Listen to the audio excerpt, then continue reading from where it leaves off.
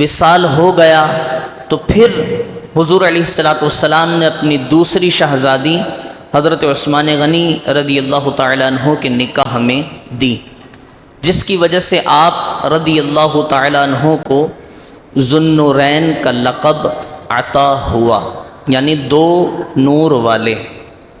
اس کے بعد حضرت سیدنا عثمان غنی رضی اللہ تعالیٰ عنہ کا بڑا مشہور لقب جامع القرآن، یعنی قرآن کو جمع فرمانے والے، قرآن کو جمع فرمانے والے۔ اور حضرت سیدنا عثمان غنی رضی اللہ تعالی عنہ، آپ کی یہ بھی شان ہے کہ آپ نے نہ صرف قرآن کو جمع فرمایا بلکہ ترتیبی انداز میں جمع فرمایا، یعنی جو قرآن پاک ہم تلاوت کرتے ہیں اور اس کی تلاوت میں آپ نے دیکھا ہوگا کہ جو رکوع آتا ہے، جہاں لکھا ہوتا ہے عین، عین نمبر 1، عین نمبر 2، ایک رکوع، دوسرا رکوع، تیسرا، چوتھا، پانچواں، یہ عثمان کا عین ہے کہ آپ رضی اللہ تعالیٰ عنہ نماز میں کھڑے ہوتے اور تلاوت فرماتے، تلاوت فرمانے کے بعد جس آیت پر رک کر حضرت عثمان غنی رضی اللہ تعالیٰ عنہ رکوع میں چلے جاتے تھے، وہاں پر صحابہ کرام علیہم رضوان عین لگا دیا کرتے تھے۔ تو یوں اگر رکوع کے حساب سے قرآن پاک پڑھا جائے تو یہ 20 رکعتوں میں اگر ایک دن میں قرآن پاک پڑھا جائے رکوع کے حساب سے کہ ایک رکعت میں ایک رکوع، تو 27 دن میں پورا قرآن پاک مکمل ہو جائے گا۔ یہ بھی حضرت عثمان غنی رضی اللہ تعالی عنہ کی شان ہے۔ حضرت عثمان غنی رضی اللہ تعالی عنہ، آپ کی شان، آپ کی عظمت بڑی افضل و اعلیٰ ہے کہ ایک مرتبہ سید المرسلین آقا دو جہاں حضور احمد مجتبی محمد مصطفیٰ صلی اللہ تعالی علیہ وآلہ وبارک وسلم آپ تشریف فرما تھے کہ دروازے پر دستک ہوئی تو حضرت سیدنا صدیق اکبر رضی اللہ تعالی عنہ اندر تشریف لائے، بیٹھے۔ پھر حضرت سیدنا فاروق اعظم رضی اللہ تعالی عنہ تشریف لائے، بیٹھے۔ تو حضور علیہ الصلوۃ والسلام اپنی حالت پر تھے کہ آپ علیہ الصلوۃ والسلام کی ایک پنڈلی مبارک وہ کپڑے سے باہر تھی۔ جب سیدنا عثمان غنی رضی اللہ تعالی عنہ آپ نے دستک دی اور حضور علیہ الصلوۃ والسلام نے فرمایا دروازے پر کون ہے، تو باہر سے آواز آئی عثمان۔ تو کریم آقا علیہ الصلوۃ والسلام نے اپنی پنڈلی کو چادر سے چھپا لیا۔ تو حضرات شیخین رضی اللہ تعالی عنہم نے عرض کی کہ یا رسول اللہ، میں اور عمر آئے، ہم دونوں آئے، آپ نے اپنی پنڈلی مبارک کو چادر سے نہ چھپایا، لیکن جب عثمان غنی رضی اللہ تعالی عنہ تشریف لائے تو آپ نے اپنی پنڈلی مبارک کو چادر سے چھپا لیا، آخر وجہ کیا ہے؟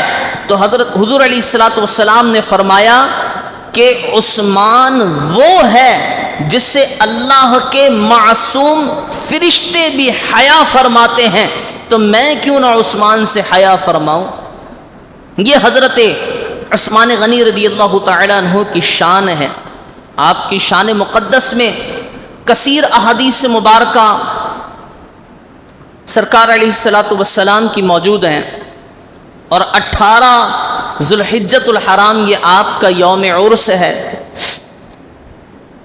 دن جمعہ کا 18 ذو الحجہ کی تاریخ، جمعہ کا دن، عصر کا وقت، آپ رضی اللہ تعالیٰ عنہ اپنے حجرہ مبارک میں تشریف فرما قرآن مجید کی تلاوت فرما رہے تھے کہ دروازے کے باہر حسنین کریمین رضی اللہ تعالیٰ عنہم اور حضرت زبیر بن عوام رضی اللہ تعالیٰ عنہ اور دیگر کچھ صحابہ آپ کے دروازے پر پہرا دے رہے تھے۔ 40 روز سے آپ رضی اللہ تعالیٰ عنہ کے گھر کا پانی بند کر دیا گیا تھا کہ باغیوں نے پیچھے سے دیوار پھلانگ کر آپ رضی اللہ تعالیٰ عنہ پر وار کیا، تو پہلا وار تو آپ کی اہلیہ نے اپنے ہاتھوں سے روکنے کی کوشش کی، جس سے ان کی انگلیاں شہید ہو گئیں۔ جب دوسرا وار باغیوں نے کیا تو حضرت سیدنا عثمان غنی رضی اللہ تعالیٰ عنہ روزے کی حالت میں قرآن پاک کی تلاوت میں مصروف، جمعہ کا دن حضرت عثمان غنی رضی اللہ تعالیٰ عنہ پر جب دوسرا وار ہوا تو آپ کو اللہ رب العزت نے شہادت کے اعلیٰ مقام پر فائز فرمایا۔ تو یہ حضرت عثمان غنی رضی اللہ تعالیٰ عنہ کی ہی شان ہے کہ اللہ رب العزت نے آپ کو ذو النورین بنایا، 2 نور والا۔ یہ حضرت عثمان غنی رضی اللہ تعالیٰ عنہ کی ہی شان ہے کہ آپ کو اللہ نے جامع القرآن بنایا۔ یہ حضرت سیدنا عثمان غنی رضی اللہ تعالیٰ عنہ کی ہی شان ہے کہ آپ کی شہادت قرآن کریم کی تلاوت کے وقت، روزے کی حالت میں اور جمعہ کا برکتوں والا دن آپ کی شہادت کے لیے منتخب کیا گیا۔ یہ حضرت عثمان غنی رضی اللہ تعالیٰ عنہ کی شان ہے۔ تو کہنے والے آج بھی الٹی سیدھی باتیں کرتے ہیں حضرت عثمان غنی رضی اللہ تعالیٰ عنہ کی شان میں، تو سرکار علیہ الصلوۃ والسلام کی ایک حدیث مبارکہ ترمذی شریف میں موجود ہے۔ حضور علیہ الصلوۃ والسلام نے فرمایا کہ عثمان اب جو چاہے کریں، عثمان کا عمل اب عثمان کو نقصان نہیں پہنچا سکتا۔ یہ حضور علیہ الصلوۃ والسلام کی حدیث مبارکہ ہے۔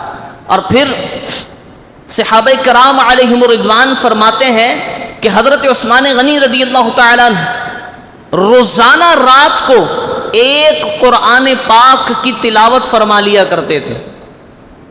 روزانہ رات کو حضرت سیدنا عثمان غنی رضی اللہ تعالیٰ عنہ قرآن پاک مکمل تلاوت فرما لیا کرتے تھے۔ اور پھر یہ حضرت عثمان غنی رضی اللہ تعالیٰ عنہ کی ہی شان ہے کہ آپ رضی اللہ تعالیٰ عنہ نے 12 برس دین اسلام کی خدمت میں خلیفہ وقت ہونے کا کام سر انجام دیا۔ 12 برس، 12 سال آپ خلیفہ رہے، امیر المؤمنین رہے، اور 12 سال تک آپ اسلام کی، قرآن کی، دین اسلام کی اور حضور سرور کائنات صلی اللہ تعالیٰ علیہ وآلہ وبارک وسلم کی خدمت میں اپنے آپ کو پیش فرماتے رہے۔ یہ حضرت عثمان غنی رضی اللہ تعالیٰ عنہ کی شان ہے کہ آپ رضی اللہ تعالیٰ عنہ نے قرآن کے لیے اپنی زندگی صرف کر دی، قرآن کی خدمت کے لیے، قرآن کی بقا کے لیے۔ قرآن دوسروں تک اور دور دراز تک پہنچے۔ قرآن جس طرح عربی پڑھتے ہیں عجمی بھی قرآن پڑھ سکیں، یہ حضرت عثمان غنی رضی اللہ تعالیٰ عنہ کی محنتوں کا ثمر ہے کہ حضرت عثمان غنی رضی اللہ تعالیٰ عنہ نے قرآن پاک کو جمع فرما کر اس کے نسخے دور دراز بھجوائے تاکہ قرآن پاک کو زیادہ سے زیادہ پڑھا جا سکے۔ اور آج افسوس کی بات یہ ہے کہ غیر مسلم، یہودی، نصرانی، ہندو، مختلف مذہبوں کے لوگ وہ قرآن کریم کی بے حرمتی، بے باکی کے ساتھ اسی لیے کرتے نظر آتے ہیں کہ ہم صاحب قرآن حضور سید المرسلین صلی اللہ تعالی علیہ وآلہ وبارک وسلم کے وہ صحابہ جنہوں نے اپنی زندگیاں قرآن پر لٹا دیں، آج کے نام نہاد مسلمان ان صحابہ کرام علیہم الرضوان کی ذات پر تان و تشنیع کرتے ہیں۔ جب مسلمانوں کا یہ عمل ہے کہ کوئی حضرت صدیق اکبر رضی اللہ تعالیٰ عنہ کے شان میں برائی، کوئی حضرت عمر رضی اللہ تعالیٰ عنہ کی شان میں برائی کرتا ہے، کوئی سیدنا عثمان غنی رضی اللہ تعالیٰ عنہ کی شان میں برائی کرتا ہے، کوئی سیدنا مولا علی رضی اللہ تعالیٰ عنہ کی شان میں برائی کرتا ہے، کوئی سیدنا حسنین کریمین رضی اللہ تعالیٰ عنہ کی شان میں برائی کرتا ہے، کوئی کسی صحابی رسول کی شان میں اپنی زبان دراز کرتا ہے، کوئی کسی صحابی رسول کی، اور ایک فرقہ تو ہمارے یہاں موجود ایسا ہے کہ وہ کہتا ہے سارے کے سارے صحابہ سوائے 7 صحابہ کے 7 صحابہ کے جتنے تھے یہ سارے مفاد پرست تھے۔ بعد میں حضور علیہ الصلوۃ والسلام کی دنیا سے جانے کے بعد یہ سارے کے سارے مرتد ہو گئے۔ جب مسلمانوں میں یہ چکر شروع ہو گئے تو پھر اس کے بعد یہودیوں نے، نصرانیوں نے قرآن پاک کی بے حرمتی شروع کر دی، یہودیوں نصرانیوں نے صاحب قرآن کی بے حرمتی شروع کر دی، یہودیوں نصرانیوں نے اسلام کی بے حرمتی، مقدسات دین کی بے حرمتی، مساجد کی بے حرمتی۔ جب ہم یہاں تک پہنچ گئے کہ ہم اپنے صلحاء، اپنے صالحین، اپنے اسلاف ان کی برائیاں کرتے ہیں، تو اب یہودیوں کو موقع مل گیا، اب یہودیوں کو آسانی کے ساتھ یہ موقع ملا کہ جناب جب دل کرے حضور علیہ الصلوۃ والسلام کی شان میں گستاخی کر دی جائے، جب دل کرے قرآن پاک کی شان میں گستاخی کر دی جائے، جب دل کرے اللہ رب العزت کی شان میں زبان دراز کر دی جائے، جب کہ وہ اللہ رب العزت کی شان میں، قرآن کی شان میں، صاحب قرآن صلی اللہ علیہ وآلہ وبارک وسلم کی شان میں توہین کرتے نظر آتے ہیں، مقدسات دین پر حرف اٹھاتے ہوئے نظر آتے ہیں۔ یہ یہودیوں کا عمل، اس کی وجہ ہماری زندگیاں ہیں۔ اگر ہم نے اپنی زندگی اسلام کے مطابق، اگر ہم نے اپنی زندگی وہ احکام الہی کے مطابق، احکام قرآن کے مطابق، احکام رسول اللہ صلی اللہ علیہ وآلہ وبارک وسلم کے مطابق گزاری ہوتی تو یہودیوں نصرانیوں میں کبھی اتنی جرت نہ ہوتی کہ وہ قرآن کی یا کسی اور مقدسات دین کی بے حرمتی کرتے ہوئے نظر آتے۔ یہ تو ہماری زندگیوں کا قصور ہے کہ ہم نے اپنی زندگیوں کو خراب کیا، ہم نے اپنے آپ کو خراب کیا۔ نہ ہمارا عمل کوئی ایسا کہ ہم مسلمان کہلائے جائیں، نہ کوئی ایسا کام ہمارا کہ ہم مسلمان کہلائے جائیں۔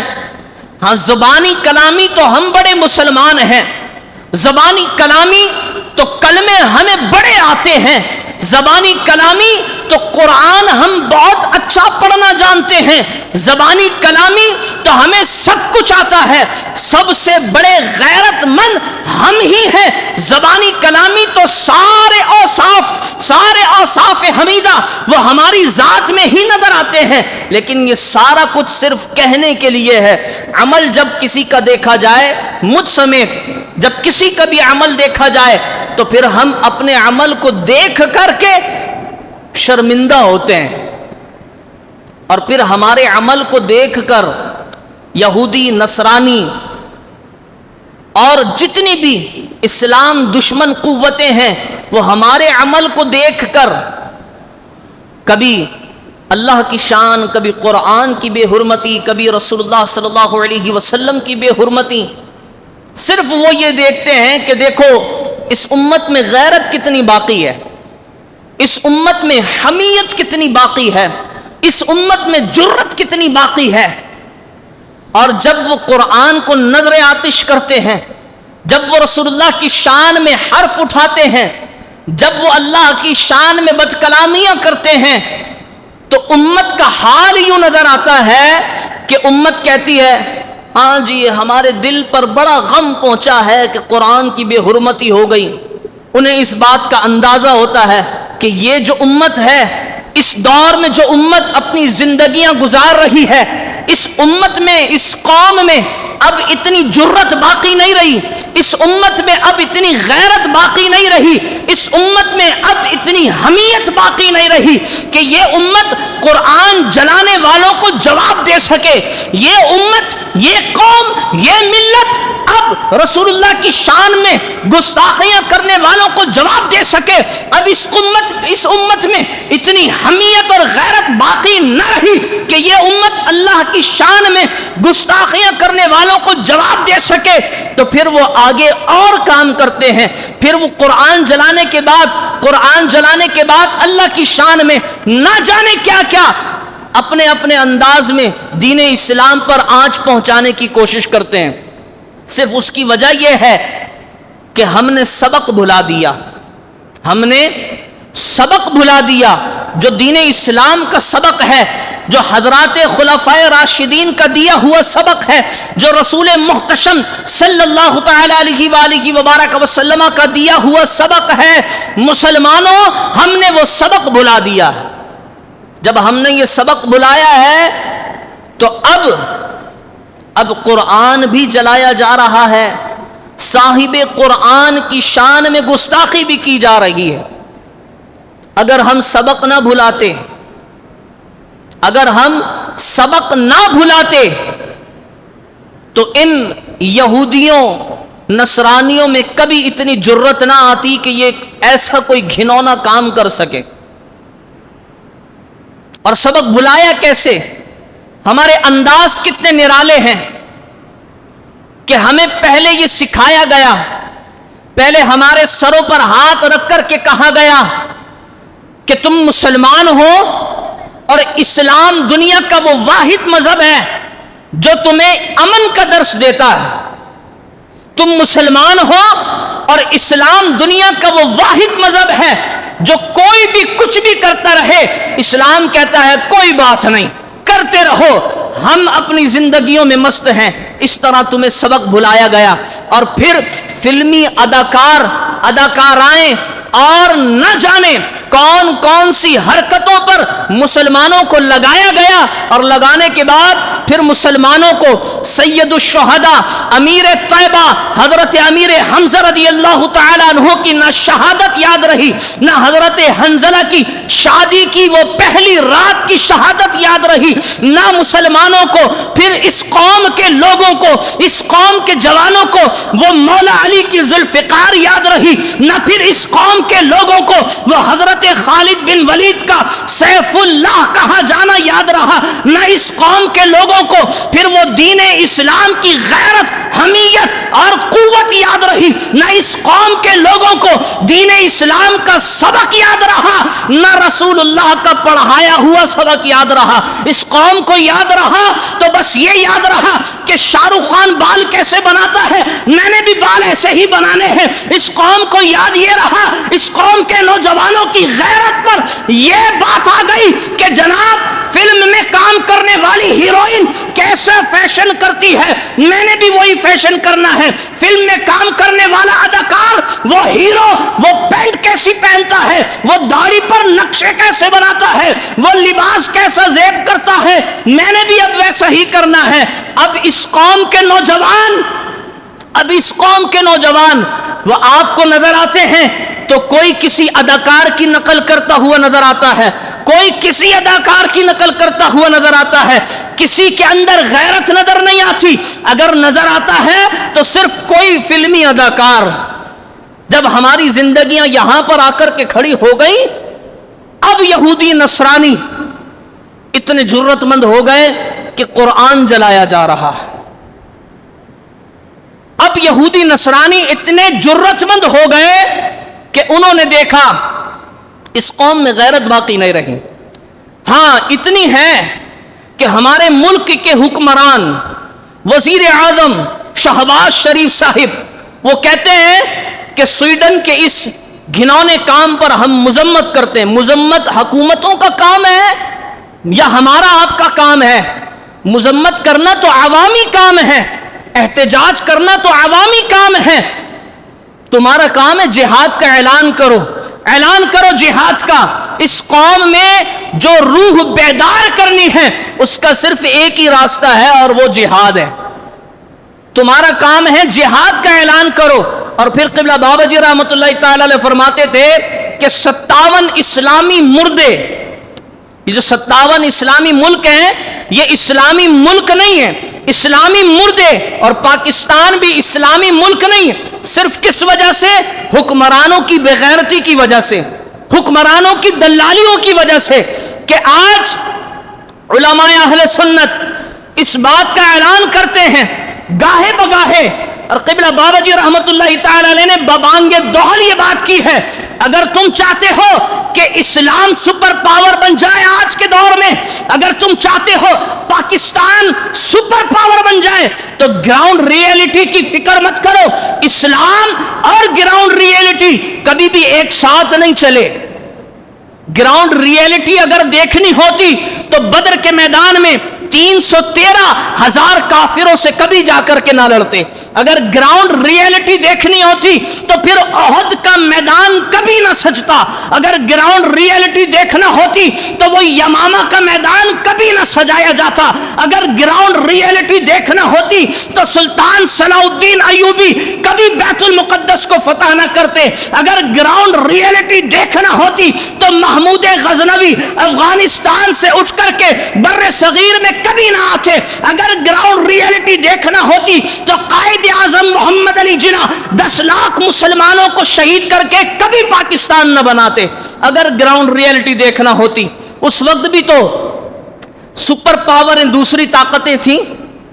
سپر پاور غزوہ بدر جب غزوہ بدر ہوا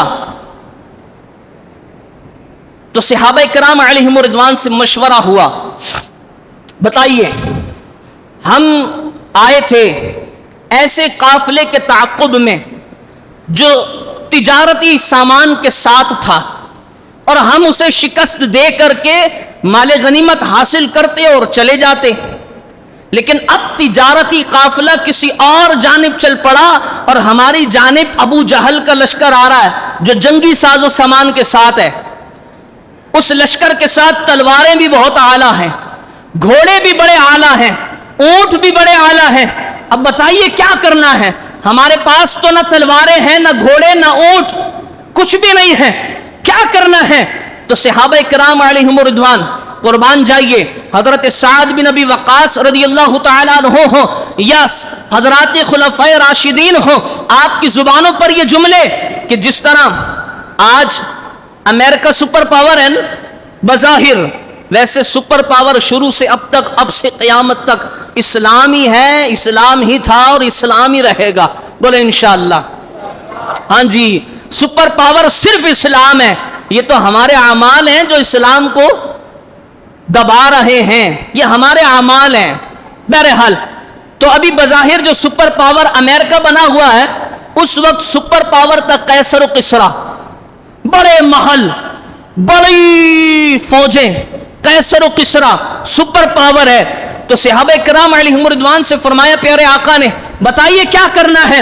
اب لشکر آگے تجارتی نہیں ہے، اب آگے لشکر جنگی لشکر ہے، کیا کرنا ہے؟ صحابہ کرام علیہم رضوان نے عرض کی کہ یا رسول اللہ، آپ بات کرتے ہیں بدر کی، بدر تو یہ رہا، اگر آپ حکم فرمائیں تو آج ہم قیصر و کسریٰ سے جنگ لے لیں گے، اگر آپ حکم فرمائیں تو یہ سمندر ہے۔ رضوان کو معلوم نہیں تھا کہ سمندر کا کام ہے ڈوبانا۔ صحابہ کرام علیہم رضوان گراؤنڈ ریئلٹی جانتے نہیں تھے کہ قیصر و کسریٰ بڑے ساز و سامان کا مالک ہے، بڑی فوجوں کا مالک ہے۔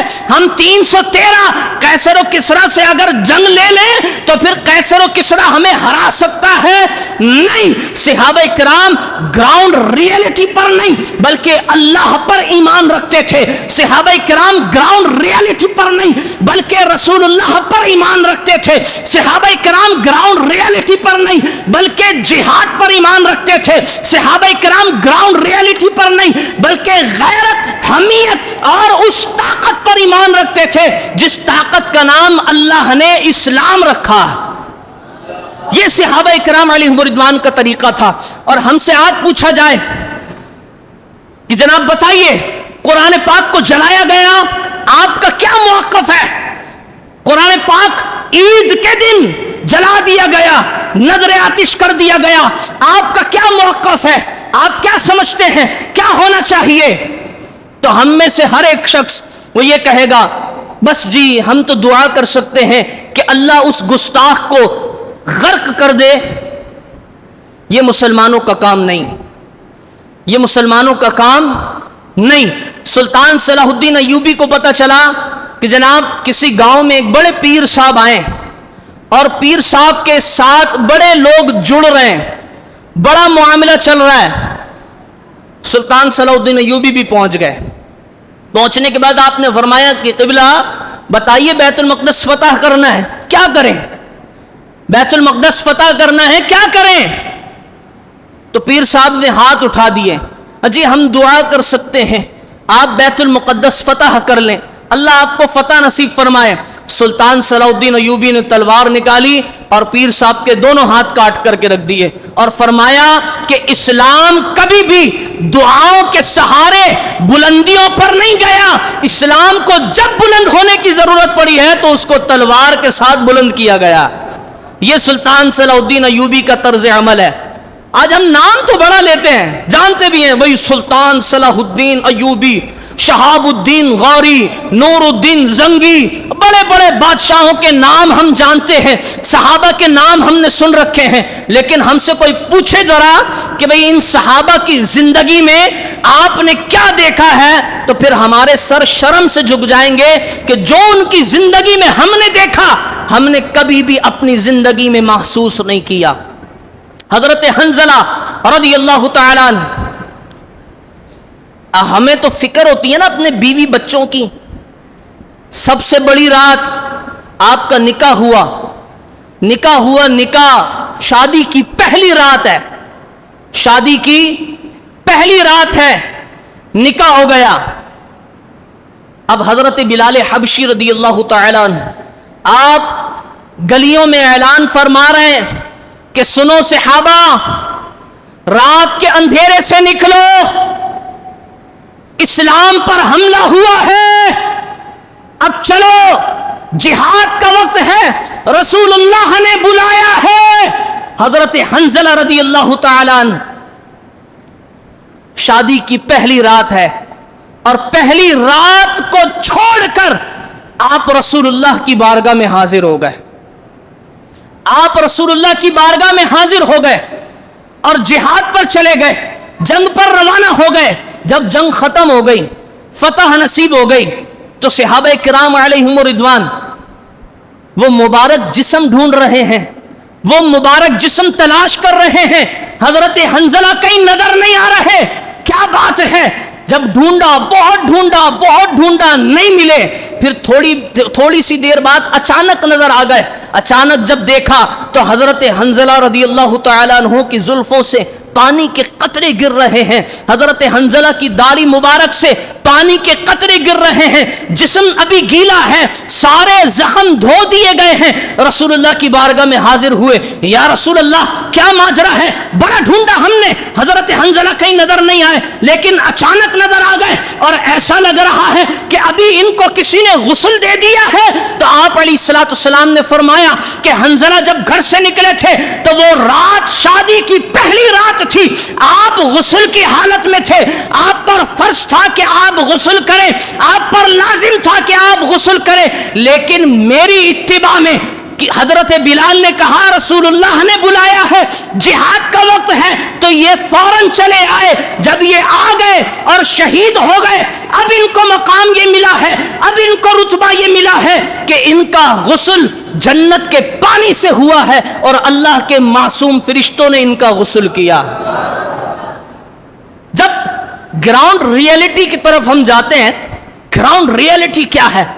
گراؤنڈ ریئلٹی کے پیچھے جب ہم چلتے ہیں تو ہم پستیوں کا شکار ہوتے ہیں، ہم نیچے جاتے ہیں اور نیچے جاتے جاتے 75 سال گزر گئے، آج تک کسی کو یہ خبر نہ ہوئی، کسی کو یہ ہوش نہ آیا کہ جناب پاکستان کے بعد آزاد ہونے والے ممالک ان کی کرنسیاں آسمان چھو رہی ہیں اور پاکستان اور نیچے جا رہا ہے، اور نیچے جا رہا ہے، اور نیچے جا رہا ہے، کسی کو احساس نہیں۔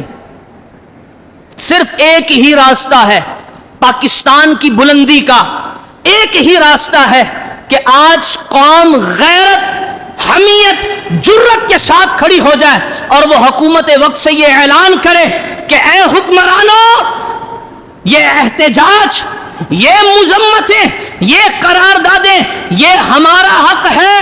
تمہارا کام ہے جاؤ اور سویڈن کے اس سفارت خانے پہ جا کر کے کہو کہ سن لو، قرآن ہماری جان ہے، رسول اللہ ہمارا ایمان ہے. اگر تم قرآن یا صاحب قرآن کے بارے میں کوئی بات کہو گے تو ہم آخری حد تک جانے کو تیار ہیں. یہ حکمرانوں کا کام ہے. آپ نے ٹی وی پر سنا ہوگا وزیر اعظم شہباز شریف صاحب کہہ رہے ہیں جی پوری قوم باہر نکلے گھروں سے. ہم نکلیں گے؟ بولے انشاءاللہ. قرآن کی خاطر ہم آج ہی نکلیں گے انشاءاللہ.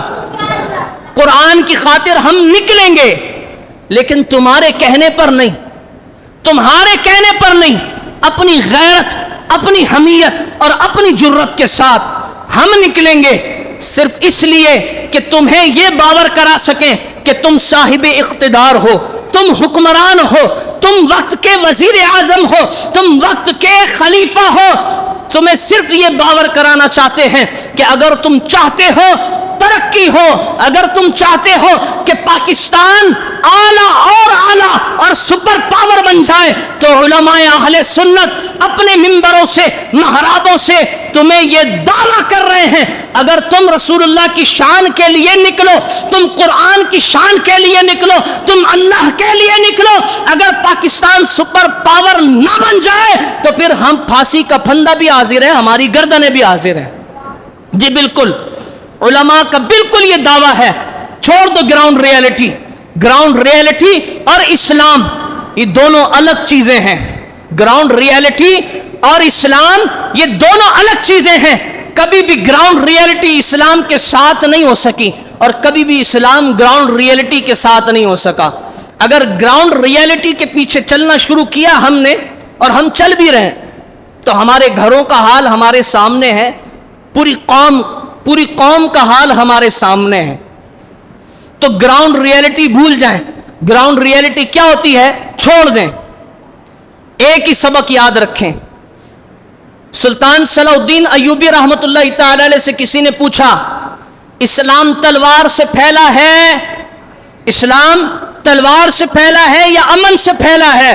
تو سلطان صلاح الدین ایوبی رحمت اللہ تعالی علیہ نے فرمایا کہ اسلام کس چیز سے پھیلا ہے میری بحث یہ نہیں، میں یہ جانتا ہوں آج کے بعد اسلام کو جب بھی پھیلنے کی ضرورت ہوگی تو تلوار کے ساتھ ہی پھیلے گا. یہ سلطان صلاح الدین ایوبی رحمت اللہ تعالی علیہ کا فرمان ہے.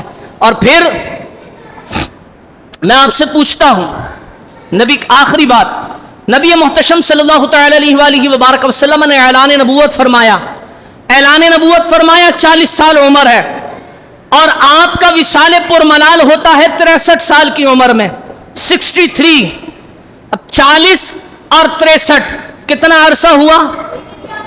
اونچی بولیں، آج سب کو بولنا پڑے گا.